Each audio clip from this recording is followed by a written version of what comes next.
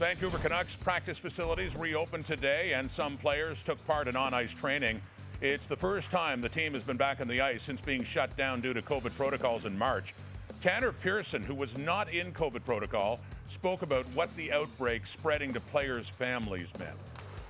That's when it really started sucking. I think for the most part, everyone, we knew it was kind of a risk coming in that we could get it this year. And obviously it happened to a greater extent that anyone would want. But I think guys are pretty confident in themselves to get over it. But when it starts hitting, wives and kids and pregnant wives and that sort of thing, that's when it really becomes more than just hockey. And that's when it kind of, scares you a bit. 10 guys that skated today. Our facility, got closed down yesterday. We had one more positive test as you guys know. We had 10 guys on the ice today. I've been talking to different players.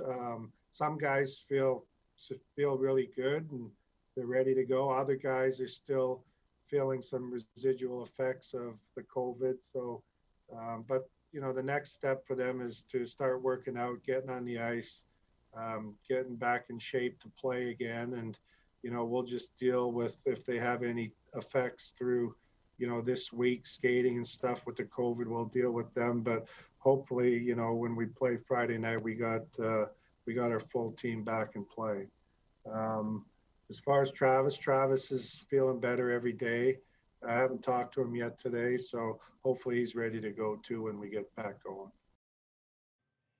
Back with Farhan Lalji now, who joins me from Vancouver. The Canucks, Farhan, back on the ice, but it has been a while since they have played, of course, because of the COVID outbreak. What's the latest?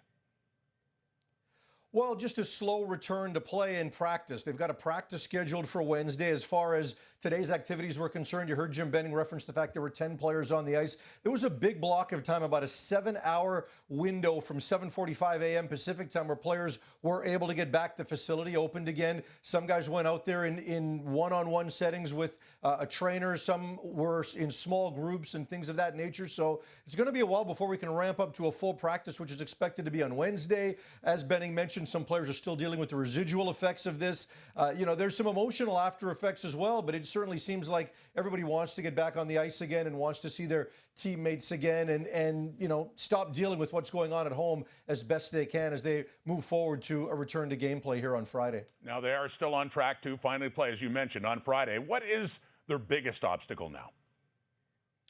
Well, it's just time and trying to get back into shape. Understand that because they had the 1-week break before the first positive test for COVID, it's going to be 23 days between games. That is a long window, and essentially you've got just 2 practices to get ready for that. The biggest obstacle, the schedule. They're going to start with back-to-back games. They've got 6 sets of back-to-back in this 19-game window over a 31-day stretch, and then after those back-to-backs, it's essentially 4 straight weeks of 4 games in 6 days every week. So that's a grind, and players go through this in the playoffs, but most players will concede. They haven't been through something quite like this with the number of back-to-backs, so it's going to be a challenge both physically and mentally as they go forward here for the next month. Yeah, because of that week you referenced before the outbreak, last game, March 24th. They have a lot of hockey to play to make up in a short period of time. Farhan Lalji in Vancouver, thank you.